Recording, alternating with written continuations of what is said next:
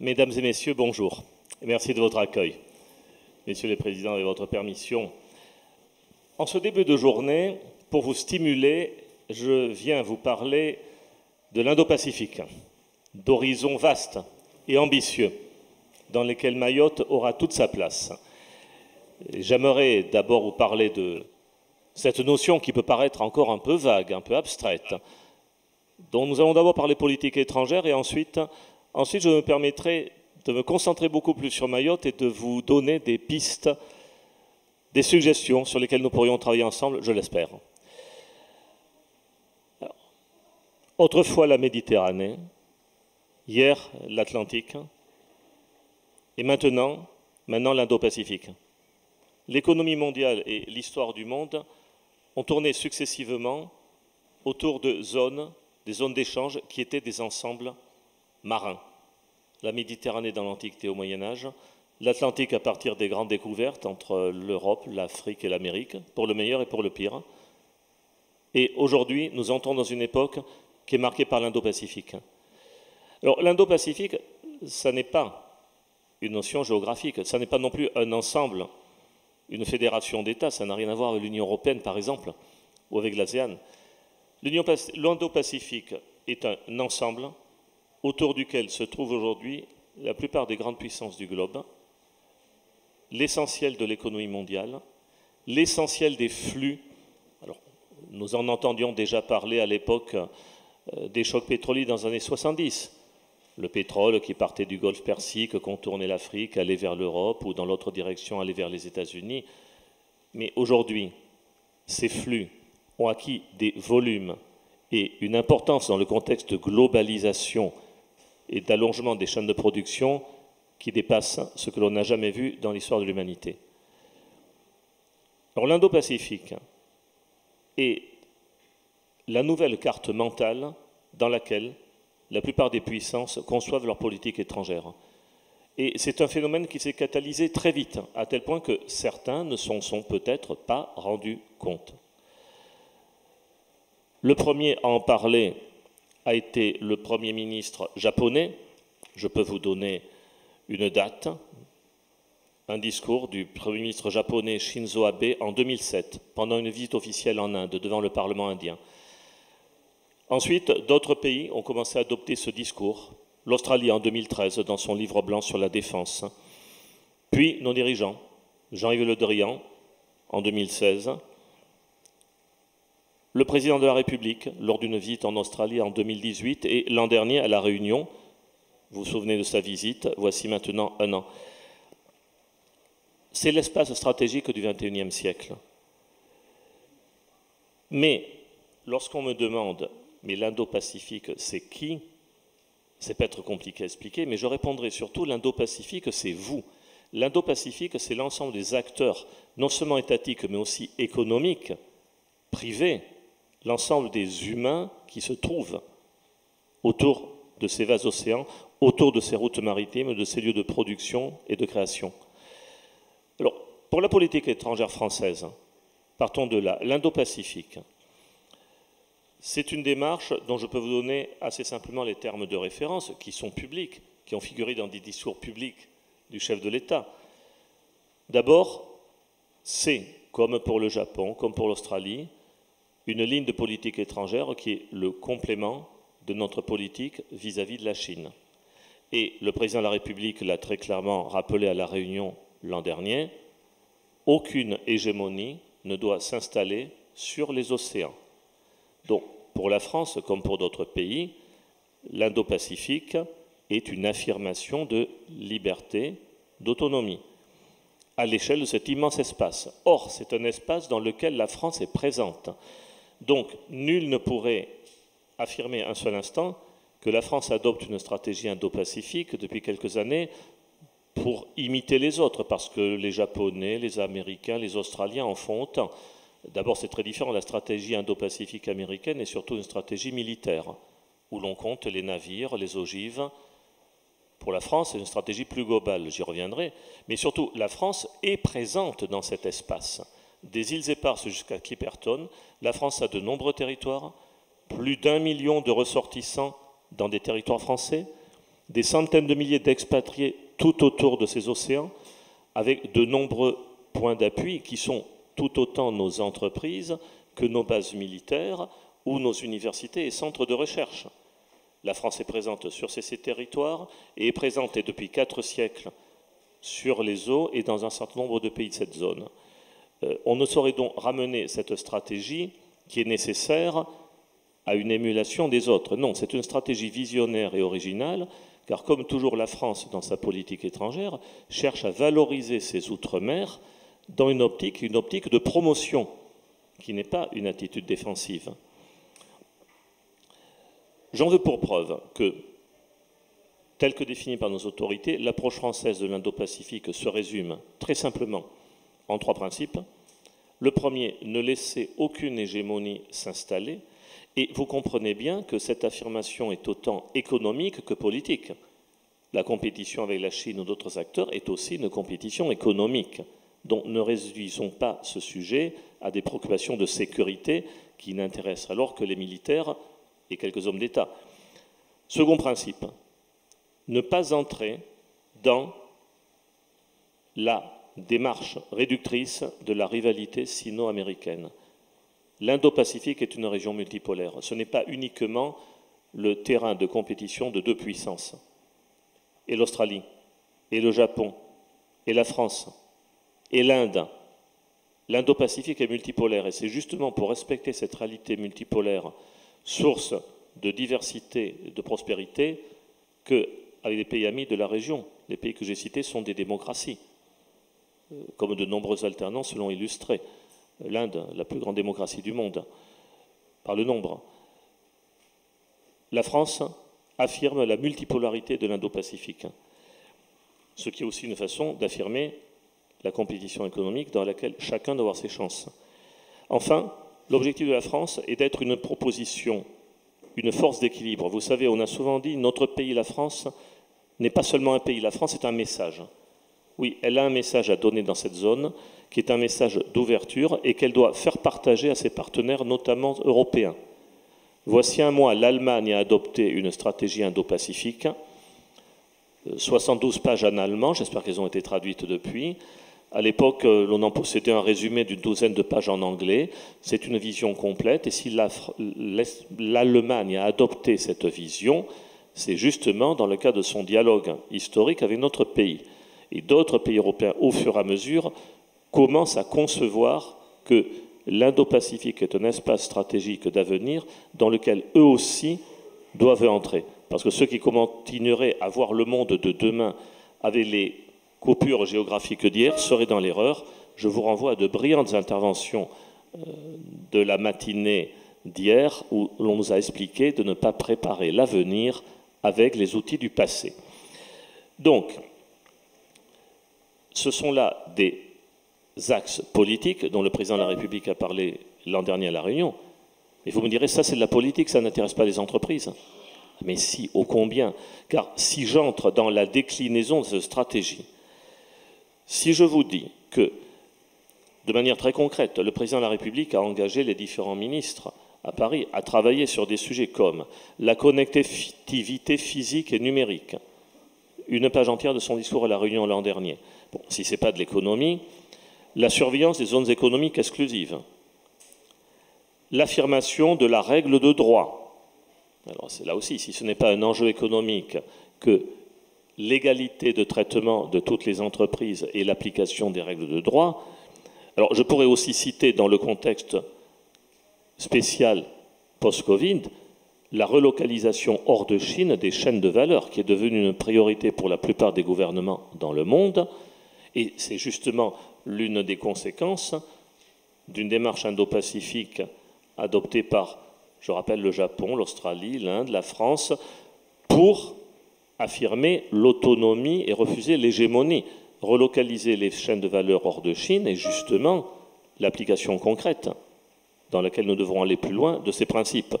Donc, c'est une démarche économique, il ne s'agit pas uniquement d'affaires politiques et de sécurité. Et j'espère vous faire comprendre à présent, en devenant un peu plus près de Mayotte, que dans cette nouvelle carte mentale du monde, les Mahorais comme les Réunionnais, ont tout intérêt à s'inscrire, car c'est là que les choses vont se jouer demain. Et je renvoie à certaines interventions très brillantes de la journée d'hier, où l'on nous a encouragés à renouveler notre carte mentale. Alors, pour cela, je vais me permettre de vous donner quelques suggestions. Vous savez que ma mission à Paris, depuis un an, après différentes expériences dans le monde qui ont été rappelées, est de travailler avec tous les acteurs parisiens, les ministères, mais aussi l'AFD, mais aussi les fédérations d'entreprises, le MEDEF, le FFA, à la promotion de la coopération politique dans l'océan Indien et spécialement à la promotion de l'intégration dans la zone, dans son économie, dans ses organisations des territoires français. Et vous avez là une occasion absolument inespérée et inimaginable, voici 20 ans et même voici 10 ans, d'avancer vers la reconnaissance, l'intégration de Mayotte. Parce que vous êtes au milieu de cette zone. Là aussi, certains me diront, oui, mais l'Indo-Pacifique, c'est loin, ça vient du Pacifique, nous sommes à la périphérie. Non. Dans ce monde de technologie, d'échange rapide, de circulation d'informations, il n'y a pas le centre et la périphérie. Vous êtes dedans, vous êtes au milieu. Alors, je vous suggérerais tout d'abord, première ligne de travail, de valoriser, comme vous entamez de le faire, la ressource humaine. La ressource humaine, en disant, et notamment aux jeunes qui nous écoutent à quelques pas d'ici, l'Indo-Pacifique, c'est vous. Et en disant, n'ayez pas peur. L'insularité, parfois, peut entraîner une certaine angoisse vis-à-vis de l'extérieur et des longues distances. Et non, n'ayez pas peur. Vous avez, au contraire, une chance unique. Vous avez la chance de naître dans la zone du monde où tout se passera au XXIe siècle. Et justement, nous qui avons pour mission de maintenir la France dans l'histoire, nous sommes les premiers à nous mobiliser vers les intérêts français dans cette zone indo-pacifique. Vous, vous y êtes nés. Alors, il faut mettre fin à la sinistrose, voir le verre à moitié plein, comme on nous y a encouragé. Parce que, demandez-vous si un jeune Allemand ou un jeune Japonais en 1950 était très heureux de grandir dans un pays couvert de ruines, et ce qui donnait son avenir. Demandez-vous si un jeune Australien en 1980 avait l'impression d'être au centre du monde ou s'il ne se disait pas si loin des États-Unis, si loin de tout. Bon, depuis, l'histoire a avancé et la marche du siècle a bien montré comment certaines localisations n'étaient pas des handicaps. Au contraire, dites-vous donc qu'être dans cette zone du monde est un privilège. Et dites-vous, alors les entreprises le savent, en particulier la DIM, que Mayotte doit miser sur le marché régional, car vous ne pouvez pas avancer sans être régional, sans travailler à cette échelle. Et ce sera notamment le cas des générations montantes. Donc vraiment, il faut penser Indo-Pacifique, et j'y encourage en particulier les plus jeunes d'entre nous. C'est une question de formation, ce sont des messages qui doivent être répétés, des sensibilités qui doivent être forgées, en particulier par des programmes de mobilité étudiante. Vous savez que le président Macron en a parlé à La Réunion l'an dernier et que nous essaierons l'an prochain, quand la France précisera la COI, d'avancer dans la mise en place de programmes de mobilité dignes de ce nom à l'échelle régionale. Mayotte doit y participer. Une autre piste pour les entreprises. Alors, que leur dirais-je? J'ai déjà beaucoup parlé avec le secteur privé de ces problématiques et à Paris, mais aussi à La Réunion, ici, à l'île Maurice, nous étions avec Jean-Yves Le Drian en février, nous avons rencontré beaucoup d'entreprises mauriciennes, françaises ou franco-mauriciennes. Bon, souvent, les entreprises répondent « mais l'Indo-Pacifique, nous comprenons, mais c'est grand. Et nous raisonnons en termes de marché, nous connaissons le marché japonais, le marché indien. Le marché Indo-Pacifique, ça n'existe pas, sauf pour les câbles, le transport maritime, le transport aérien, ce qui n'est déjà pas mal, n'est-ce pas? Bien sûr, il faut revenir aux données qui sont utilisables par les entreprises. Bien sûr, nous devons travailler ensemble, mais vous devez vous inscrire dans cette démarche Indo-Pacifique. Pensez à ces horizons lointains, qui ne sont pas si lointains, et justement, pensez à l'opportunité incroyable que vont fournir les mesures prises par les pouvoirs publics dans de nombreux pays, en Europe, en Inde, en Afrique du Sud, pour essayer de resserrer les chaînes de valeur, de ne pas être dépendant de chaînes de valeur lointaines, remontant au point de départ chinois et fragiles. Et pour cela, vous êtes situé dans une géographie qui vous permet de faire valoir vos offres, quelles qu'elles soient. Alors, bien sûr, il ne faut pas faire d'économie sans les entreprises. Nous n'allons pas crier Indo-Pacifique comme un slogan, un thème de propagande. Il faut travailler ensemble. Il faut trouver, en termes de marché et de branches, et je sais que vous réfléchissez de cette manière stratégique, les secteurs dans lesquels Mayotte peut avoir l'offre la plus intéressante pour l'environnement régional, et les entreprises doivent continuer à se propulser vers cet environnement régional au fur et à mesure que les barrières érigées pendant l'épidémie de Covid tomberont. Et je vous dirai que nous sommes à votre disposition pour vous accompagner. Ça existe déjà, ça s'appelle la diplomatie économique. Toutes nos ambassades dans le monde et dans cette zone, et nos diplomates résidant dans les territoires français, ici c'est M. Charles-Henri Brosseau, diplomate chevronné, mis en place cette année à la préfecture. Pourquoi? Pour vous accompagner. Utilisez dans les pays qui vous intéressent, notamment le Mozambique, les antennes de Business France. Mais allez aussi à l'ambassade, l'ambassadeur, le service commercial. Ils ne font pas les mêmes métiers. Signalez-vous, organisez des délégations, comme vous avez déjà songé à le faire. Cet accompagnement, il est possible. Nous sommes là pour ça. Donc il ne faut pas imaginer ces pays comme étrangers. Alors, certains ne le sont pas pour les Mahorais, la Tanzanie où l'on parle swahili, le nord de Madagascar, mais le Mozambique, d'autres marchés peuvent s'ouvrir, vous serez accompagnés. Il ne faut pas se tromper d'interlocuteur. Là aussi, les services publics sont à votre disposition dans ces pays, les services de l'État, pour vous dire avec quels partenaires, avec quels intermédiaires vous pouvez travailler. Attention aux intermédiaires. Fort de mon expérience de 35 ans dans le monde, je peux vous dire que les intermédiaires sont le meilleur et le pire. Et méfiez-vous des Français. Oui, c'est une annonce un peu étrange de la part d'un ambassadeur français. Vous savez qu'en France, nous avons aussi des escrocs. Et qu'en Afrique, francophone ou non, beaucoup d'escrocs français circulent. Méfiez-vous donc des intermédiaires à la bonne mine qui peuvent vous promettre des clés pour entrer dans un marché, faire valoir leurs relations, leurs connaissances. Demandez toujours à l'ambassadeur, au service économique, à Business France, qui est-ce? A-t-il un casier? Et la réponse est oui, plus souvent que vous ne croyez. Donc, faites-vous accompagner. Nous sommes là pour ça, ça s'appelle la diplomatie économique. Et là, nous parlons de choses très concrètes et non de concepts géostratégiques vagues. David Izzo en a parlé pour le Mozambique, Dominique Mas, je crois, tout à l'heure à propos des Seychelles. Tous mes collègues dans la région sont disponibles.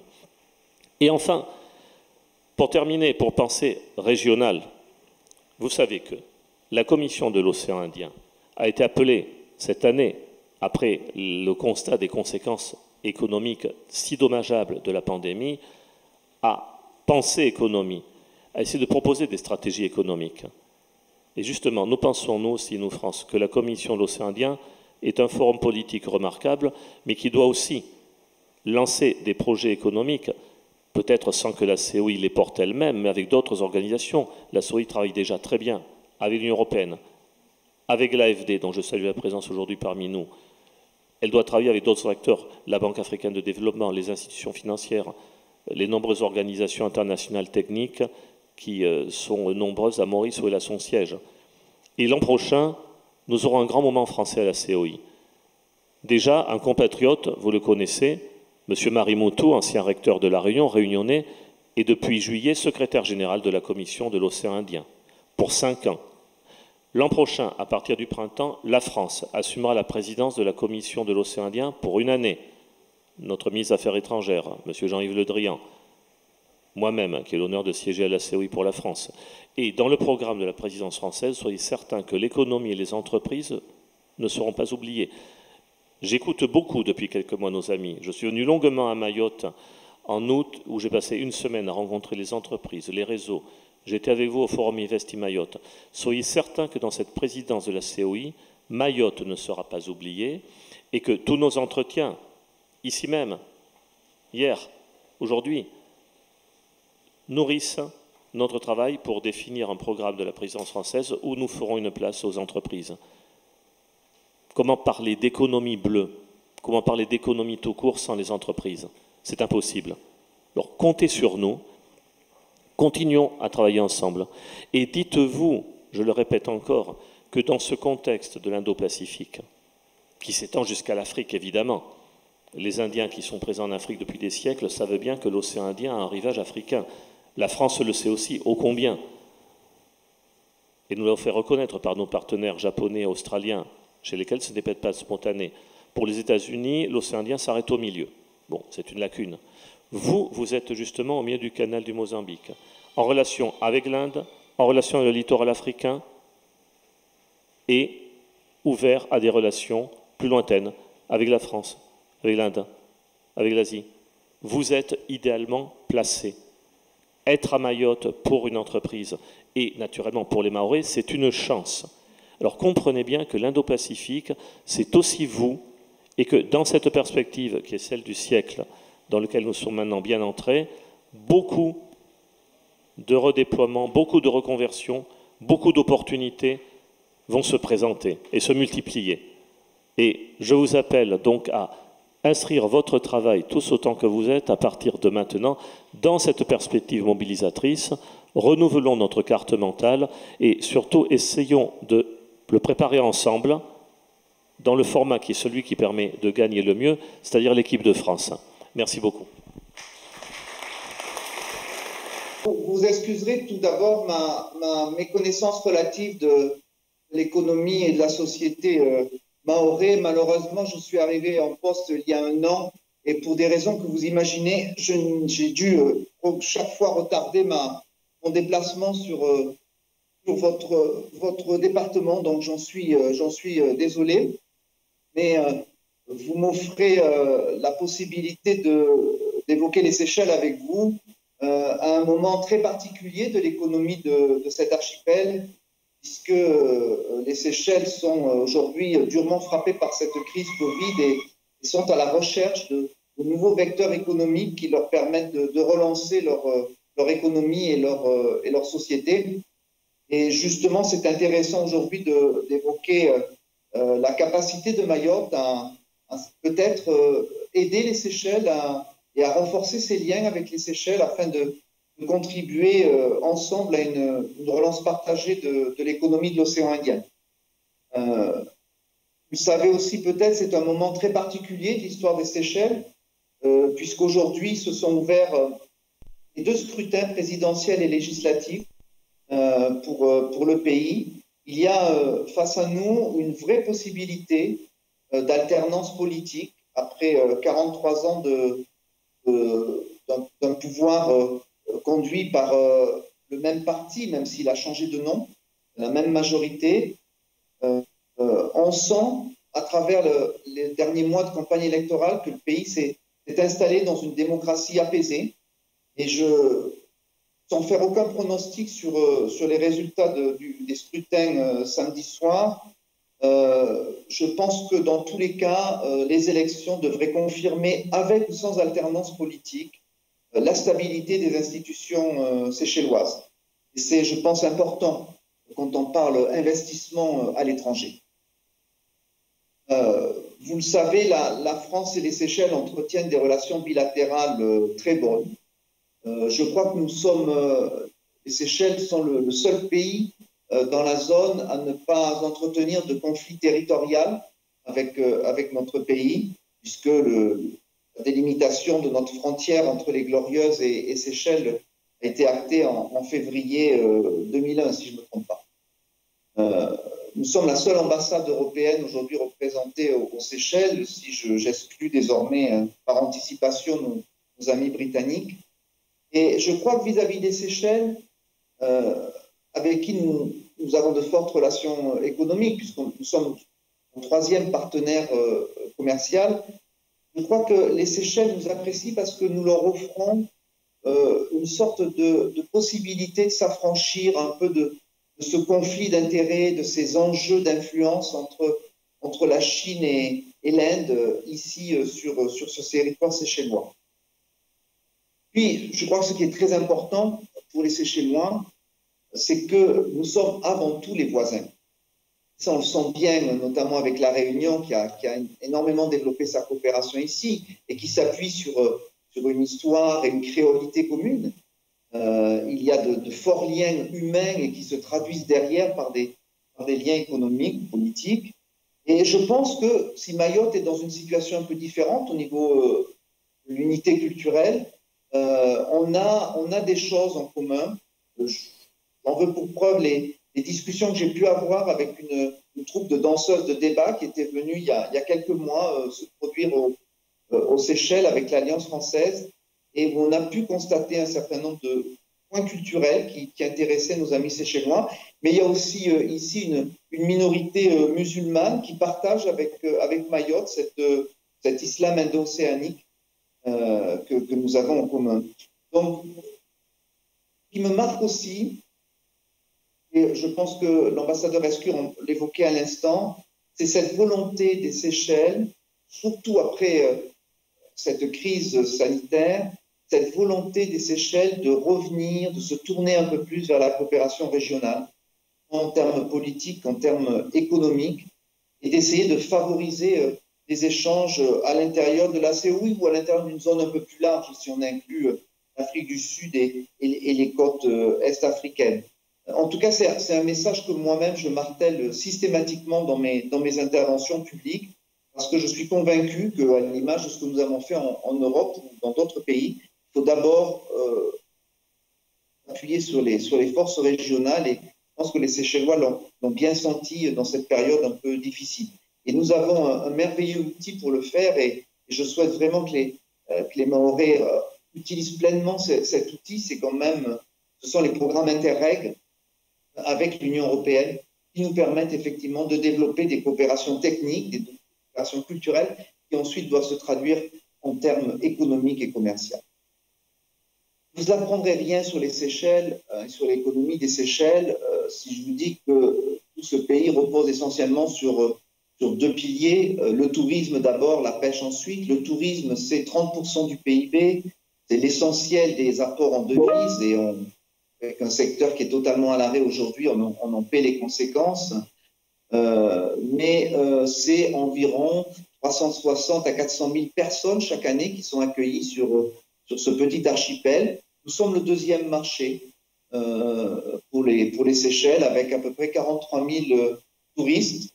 Je sais qu'il y a à peu près 7 000 réunionnais qui viennent passer quelques jours de congé aux Seychelles. Je ne sais pas si on en a beaucoup du côté de Mayotte. En tout cas, j'espère les rencontrer, les recevoir. C'est un secteur qui, d'abord, vise le tourisme de luxe, vous le savez.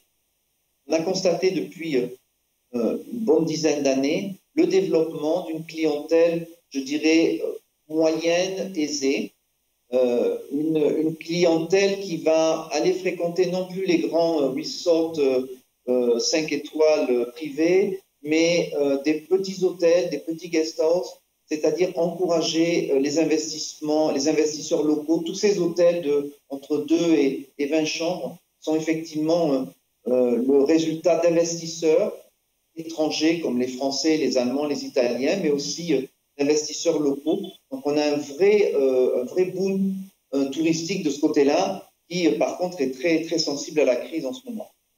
La pêche nous concerne beaucoup puisque les Seychelles ont signé un accord de pêche avec l'Union européenne qui permet à plusieurs armements français, espagnols notamment, de venir pêcher dans la zone économique séchelloise.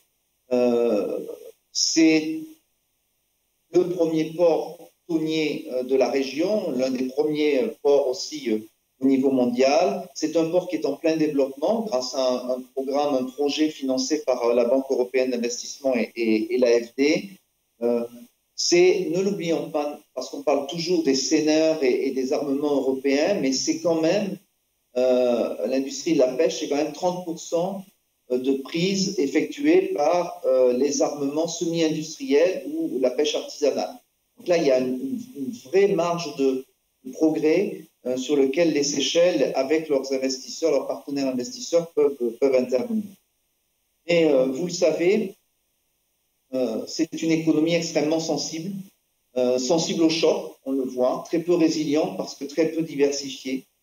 C'est une économie qui souffre aussi d'autres handicaps, dont certains sont communs à Mayotte. Je pense notamment aux difficultés d'approvisionnement que vous devez avoir au même titre qu'ici à Victoria. Nous avons un vrai problème ici de ressources humaines, tant en termes de quantité que de qualité. Nous accueillons sur les îles à peu près entre 18 et 20 000 travailleurs migrants pour une population à peu près de 100 000 personnes. Vous voyez l'importance de cette population de travailleurs et nous avons un vrai problème de qualité avec une éducation qui est en crise et un système de formation professionnelle absolument pas capable de fournir les personnels qualifiés dont a besoin l'économie séchelloise. On a des programmes de coopération avec la Réunion pour travailler dessus, notamment sur la formation hôtelière. Et j'espère qu'on pourra justement contribuer à ce renforcement de la qualité de la main-d'œuvre. D'investissement, peu de capacité d'investissement au niveau local, c'est assez paradoxal, c'est-à-dire qu'on a une surliquidité des banques et en même temps, les banques sont très frileuses sur l'investissement, sur le prêt, et les partenaires séchellois sont aussi assez frileux, peut-être aussi parce qu'il manque d'opportunités. On a insuffisamment identifié des opportunités en dehors du secteur touristique. Puis, dernière contrainte, c'est l'atout essentiel des Seychelles, mais c'était aussi sa principale fragilité, son environnement. On vient pour les belles plages, on vient pour un environnement, une nature merveilleuse, mais c'est une nature et un environnement qui est fortement, durablement touché par les conséquences du changement climatique. Et donc, avec un énorme travail à effectuer sur tout ce qui est érosion côtière et protection, conservation des espaces marins et des îles. Alors, quelle est la stratégie aujourd'hui des Seychelles pour retrouver une perspective économique plus favorable? Il reste forcément cette stratégie très ancrée sur le tourisme, un tourisme qui restera majoritairement un tourisme de luxe, dans lequel il va falloir innover. Je crois que vous avez parlé d'innovation hier. Il faut retrouver de nouvelles formes de tourisme de luxe. Il faut continuer à garantir la sécurité sanitaire de ces touristes.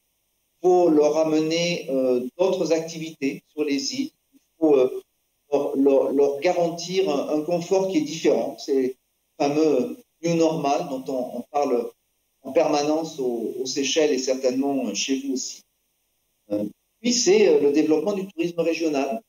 Nous en parlions tout à l'heure avec les Réunionnais. Nous avons un merveilleux programme avec l'association des îles Vanille. Je pense que Mayotte a toute sa place dans ce programme pour justement essayer d'encourager ce tourisme circulaire à l'intérieur de l'océan Indien. En tout cas, les quelques photos que j'ai vues de Mayotte, puisque je ne suis jamais venu vous voir encore, me donnent à penser que vous êtes tout à fait dans la compétition touristique vis-à-vis des Seychelles. Donc, le tourisme restera un point important. L'économie bleue, bien entendu, qui tourne autour de la valorisation des espaces marins protégés. Vous savez qu'à peu près 30 à 40% aujourd'hui des espaces marins seychellois sont classés en zone protégée, mais c'est aussi tout ce qui peut tourner autour de la valorisation des activités portuaires. On parlait tout à l'heure avec le développement du port et d'autres activités autour de construction de réparation de bateaux. Économie bleue, économie verte, bien sûr, mais peu importe la couleur, ce qui sera important pour les Seychelles, c'est le développement d'une économie durable. À ce titre, il y a un effort important qui sera fait dans les années à venir sur tout ce qui est énergie propre et énergie durable, notamment l'énergie solaire. Je ne suis pas trop certain sur l'énergie éolienne, ça a été tenté avec des succès mitigés pour l'instant, mais l'énergie solaire, avec des projets très innovants, portés d'ailleurs par des entreprises françaises, un projet de ferme solaire en milieu aquatique, un autre programme test qui conduira à la construction d'une petite unité de centrale solaire, et là en milieu marin, totalement flottant, l'espace marin. Donc là aussi, nous avons des fortes capacités d'innovation en matière d'énergie. Et puis, le secteur que j'évoquais tout à l'heure, tout ce qui tournera autour de la conservation, la réhabilitation des espaces, la protection contre l'érosion, de la protection contre les changements climatiques. Je pense que nous avons énormément de start-up, d'entreprises en métropole, mais à La Réunion et à Mayotte, j'en suis sûr, pour proposer des solutions innovantes dans ce domaine. Je crois un peu moins au développement de l'agriculture, même si tous les partis politiques, dans leur programme pour ces élections, l'ont mis en tête. Je crois un peu moins simplement parce que d'abord, pour faire de l'agriculture... En quelques minutes, monsieur l'ambassadeur, puisque nous sommes énormément pris aussi par le temps, je suis désolée. On vous laisse terminer en quelques minutes. Essayer d'aller plus vite et d'aller à l'essentiel. Vous dire qu'il existe des niches commerciales sur lesquelles il serait intéressant que les entreprises mahoraises se penchent, notamment sur tout ce qui est produit agriculture spécifique. Je pense à la vanille, mais peut-être à d'autres produits. En tout cas, à la production matérielle nécessaire à la cosmétologie naturelle. C'est quelque chose qui se développe. Nous avons une énorme richesse en flore ici et il y a certainement matière à travailler sur les produits cosmétiques, mais aussi tout ce qui est aquaculture et pisciculture. Il y avait avant, comme à Madagascar aujourd'hui, des fermes piscicoles, des fermes pour les crevettes, pour les homards, pour les crabes, et tout ça a malheureusement disparu. Et puis tout ce qui tournera autour de la transformation agroalimentaire. En Mayotte, là-dedans, bien entendu, on vient de l'évoquer, vous avez certainement des choses à faire en matière de tourisme, notamment dans le cadre du programme des îles Pani. Nous avons, je viens d'en parler, des niches à explorer. Je crois que chaque fois, il faut que nous travaillions à proposer des innovations à nos collègues, à nos partenaires séchellois. Il ne faut pas attendre les appels d'offres, il faut venir essayer de proposer des innovations qui puissent les intéresser. Alors quand je dis ça, je connais aussi toutes les contraintes que nous avons en ce moment en matière de déplacement, et il ne faut pas hésiter à proposer aux impôts des outils innovants pour intéresser nos partenaires séchellois. Il faut bien prendre conscience. Nous ne sommes pas, et vous le savez, sur un marché de consommation important. 90, 100 000 consommateurs. Rien du tout.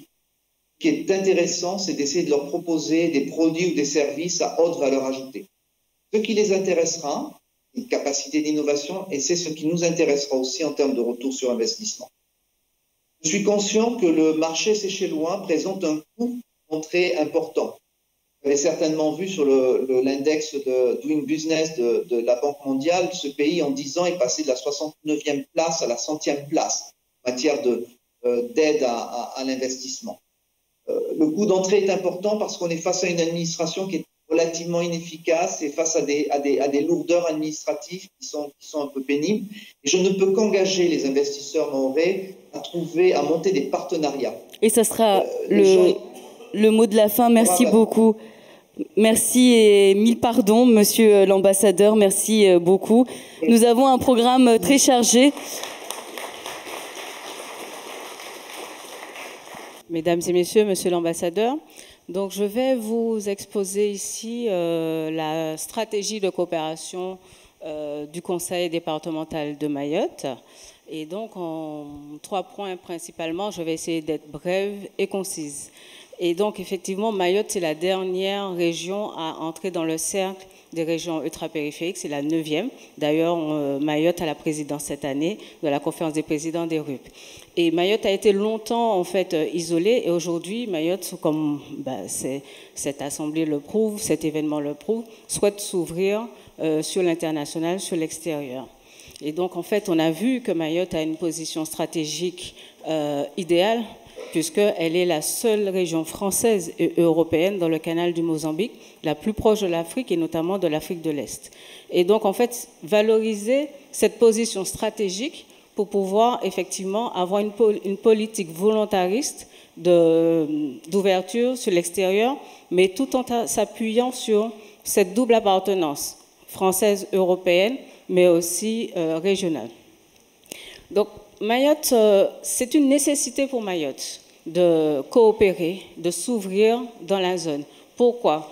Parce que le contexte, sa situation économique et sociale fait que le développement de Mayotte passe nécessairement par l'ouverture. On voit bien que Mayotte fait face à de nombreux défis, la pression migratoire, mais aussi un fort taux de chômage élevé. C'est le taux de chômage le plus élevé de France et d'Europe. Elle a aussi, en fait, elle a aussi, Excusez-moi.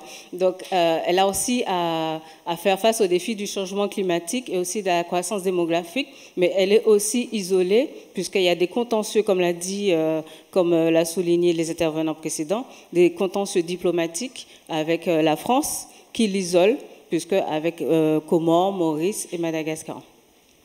Et donc, en fait, le conseil départemental a inscrit dans son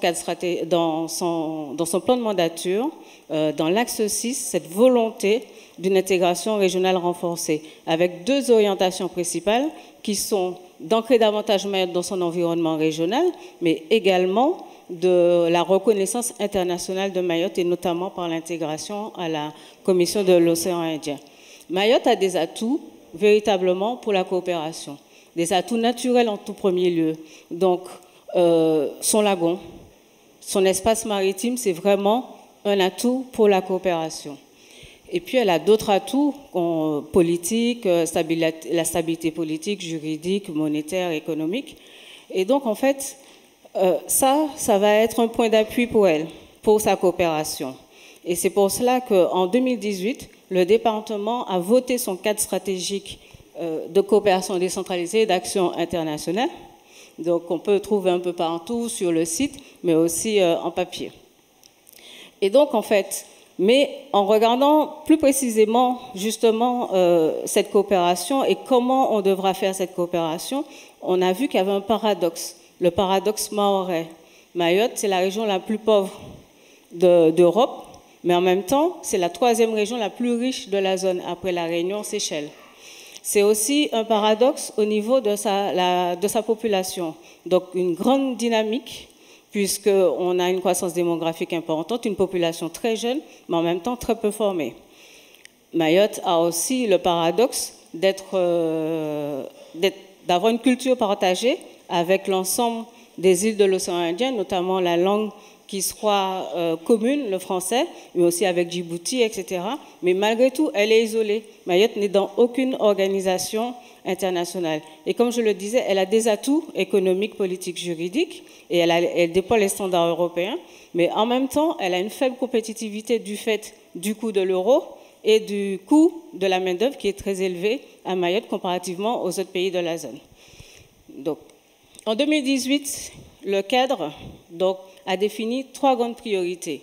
Alors, on peut résumer facilement en disant, premièrement, une influence et une présence renforcée dans la zone. Deuxièmement, c'est l'accroissement des échanges. Et en dernier lieu, la montée en compétences.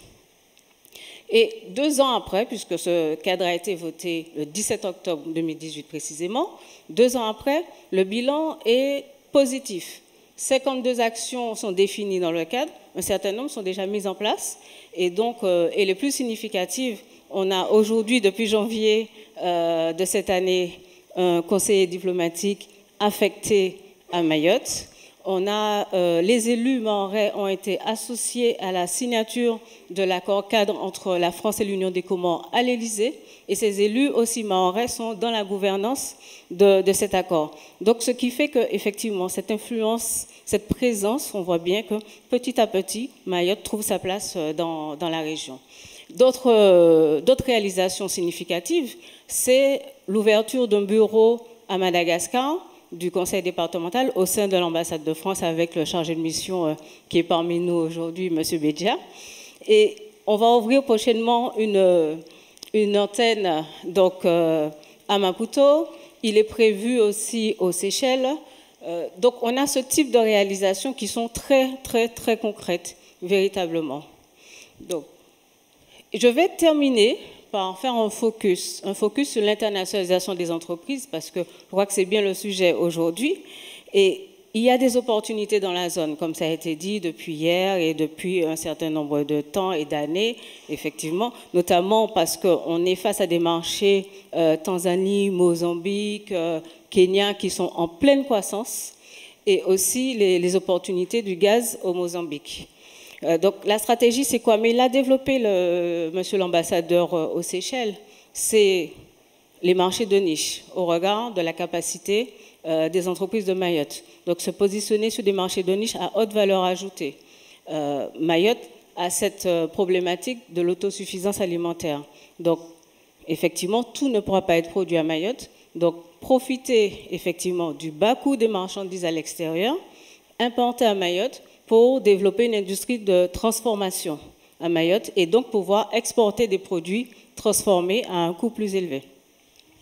Et puis, ce serait de développer des filières communes de production, notamment sur les questions des déchets, de l'énergie. Mais on dit tout cela, mais ce n'est pas si facile que ça, puisque pour les entreprises, ces démarches sont très, très, très coûteuses, notamment au regard des capacités du territoire. Donc, pour ça, il faut qu'il y ait un réseau d'accompagnement des entreprises à l'international. C'est ce à quoi s'attelle la DIM, les chambres consulaires également, mais aussi renforcer l'attractivité. Et donc, cette action, elle est lancée depuis plusieurs années par le département. Ça a abouti par la marque Oui Mayotte, par des forums tels que celui-ci, par aussi les forums à Paris, Invest in Mayotte.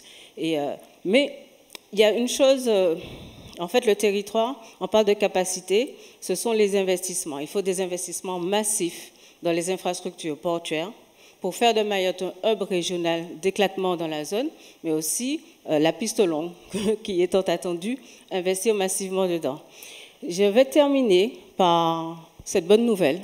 Cette bonne nouvelle, on parlait de montant en compétences et de capacité, c'est que Mayotte, aujourd'hui, a réussi à maintenir son programme opérationnel de coopération territoriale européenne, donc financé par du FEDER, ce qui est très important pour soutenir tous ces investissements d'ailleurs, à maintenir à Mayotte, à élargir la zone.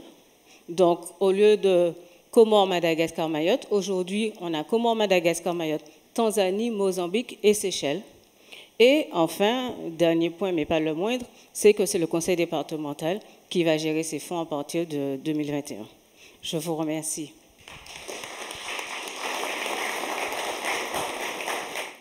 Bonjour à messieurs les ambassadeurs, messieurs les présidents, vice-présidents, bonjour à tous et bonjour à tous nos amis de Mayotte que nous connaissons depuis bien longtemps, nombre d'entre eux.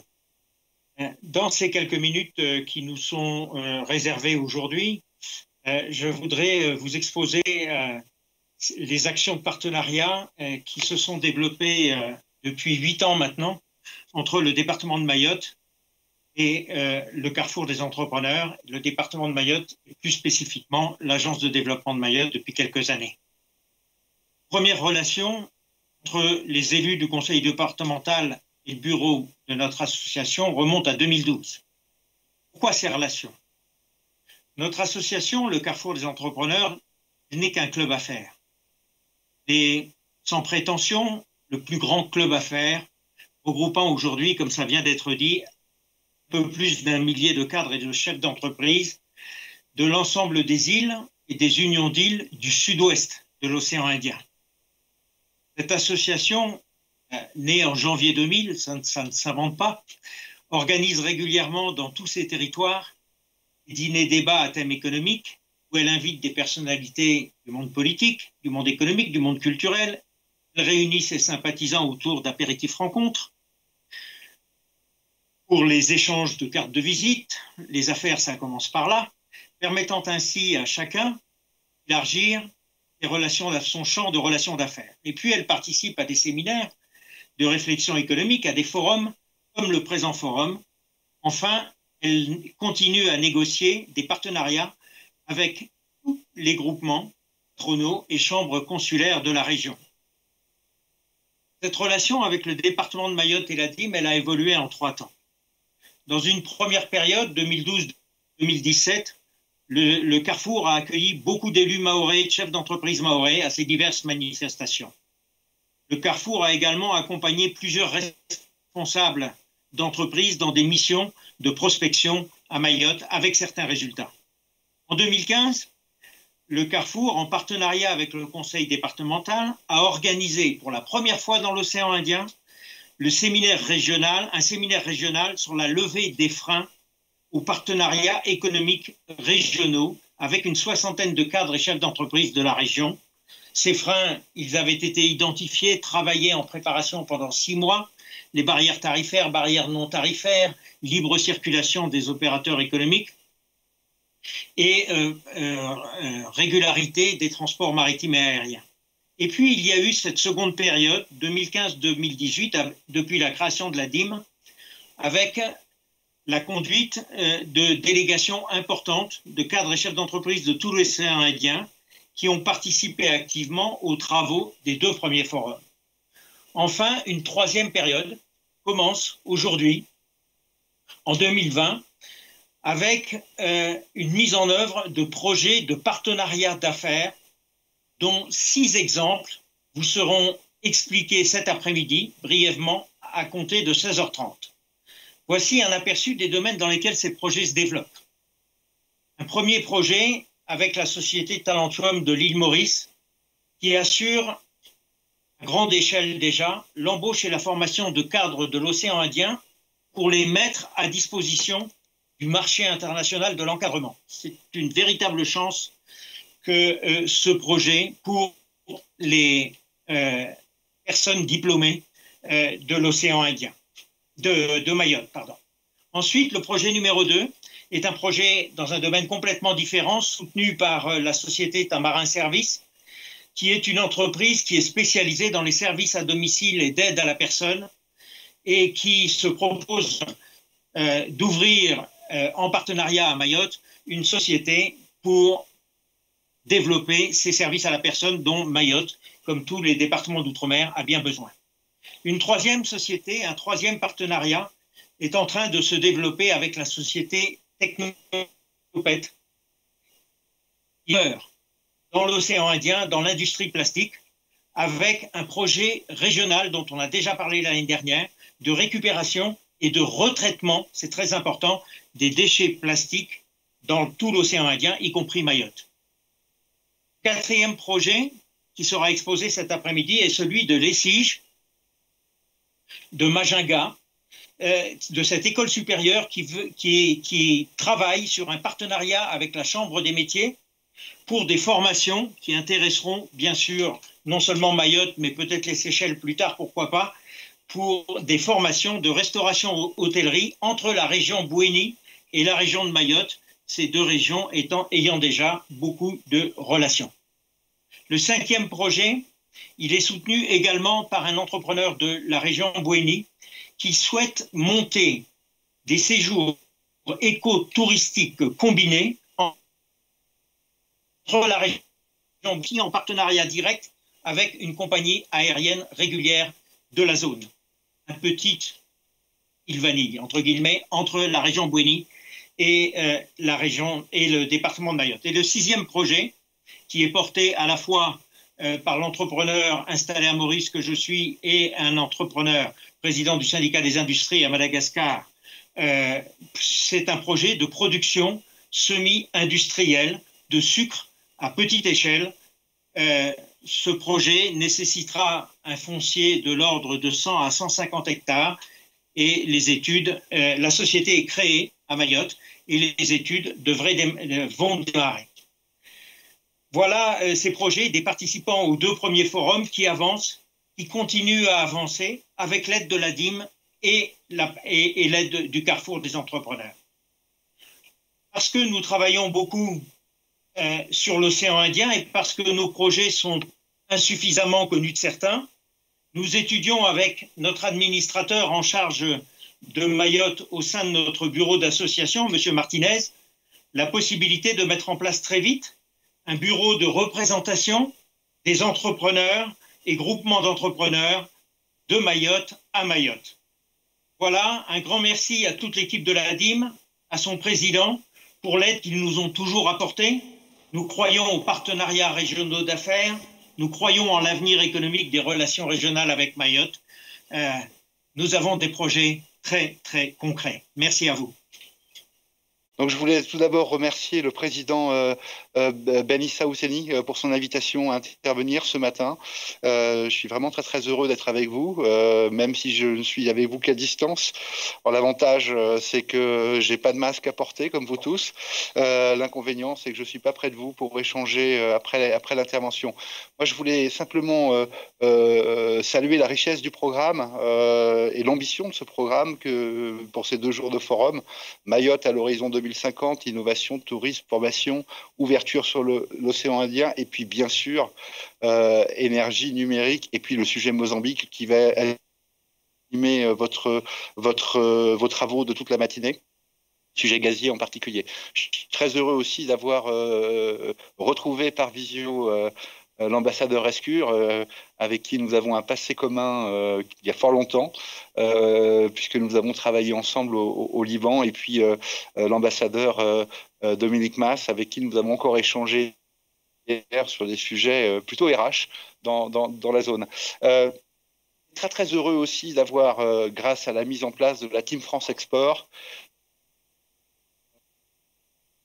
aujourd'hui, Madame Bounou, Zoulaïa Bounou, qui représente la Team France Export, qui est un acteur essentiel à Mayotte et qui est un outil que l'ensemble des entreprises mahoraises, l'ensemble des acteurs économiques doivent utiliser, parce que on a commencé un travail de fond avec la préqualification et la qualification d'entreprise mahoraise que l'on souhaite maintenant pouvoir accompagner. Alors en ce qui me concerne, moi, plus sur le continent africain, moi je suis en charge de l'Afrique subsaharienne, un continent qui présente des enjeux colossaux. Vous le savez, à l'horizon 2050, l'Afrique, ce sera un être humain sur 4.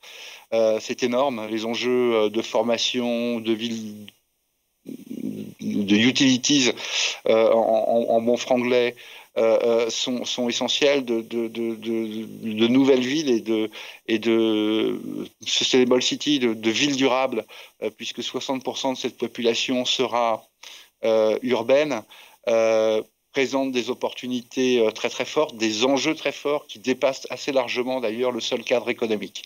Nous, on a avec la Team France Export, avec Madame Bounou de la DIM, qui est domiciliée au sein de la CCI Mayotte, véritablement mis en place des outils. Alors d'abord des outils, ça commence comme ça, informatiques, qui nous permettent d'être connectés en temps réel. Les supports. On a commencé à travailler sur la promotion de Mayotte auprès des acteurs africains, à la fois sur l'export, sur le métier export, qui est la base du métier de Business France, mais aussi sur le métier Invest, avec plusieurs choses qui sont prévues dès cette année. Bon, on a signé une convention de coopération entre Business France et la DIM en octobre 2019. On a commencé à réaliser des argumentaires sur les chiffres clés de Mayotte en français et en anglais. Il y a un très bel argumentaire sur le sujet santé qui vient d'être produit. On avait prévu une mission à Mayotte, évidemment, afin d'animer, de réaliser un atelier attractivité internationale. On le fera en 2021. Évidemment, pour les circonstances que vous imaginez, on n'a pas pu le développer cette année. Même chose au niveau export, on avait, et ça c'est un intérêt capital, c'est le sujet Mozambique, et d'ailleurs je vois qu'est également connecté mon ami Pierre Séjourné, chef du service économique à Maputo. On avait prévu pour ce mois d'avril 2020 une grosse mission d'entreprise sur le Mozambique, sur les projets gaziers. Cette mission a été reportée, elle se tiendra en juin 2021. Et j'invite vraiment les entreprises de Mayotte à s'y intéresser. C'est des opportunités qui seront évidemment considérables, mais sur lesquelles nous ne sommes évidemment pas les seuls et nous ne sommes pas forcément attendus. Donc il faudra vraiment qu'on se mobilise. Là-dessus, nous avons aussi un outil qui n'a pas été mentionné, que je rappelle, qui est la convention MOM, la convention qui lie Business France au ministère des Outre-mer, et qui permet, au-delà de toutes les aides qui peuvent exister, notamment les aides dans le cadre du plan de relance, export, lancé tout récemment et annoncé ministre de l'économie, on a cette convention qui permet d'aider, de financer les prestations de prospection à l'international des entreprises ultramarines. Donc pour tous ces outils, évidemment, moi, depuis Johannesburg et l'ensemble de nos bureaux sont à votre disposition. Mais vraiment, la clé d'entrée, c'est la DIM. C'est Madame Bounou qui est à votre disposition. Voilà. Je ne veux pas mobiliser la parole. Je suis évidemment à votre entière disposition par email, téléphone, pour approfondir l'ensemble des sujets. Je vous remercie. Merci à vous. Merci beaucoup. Axel Barou.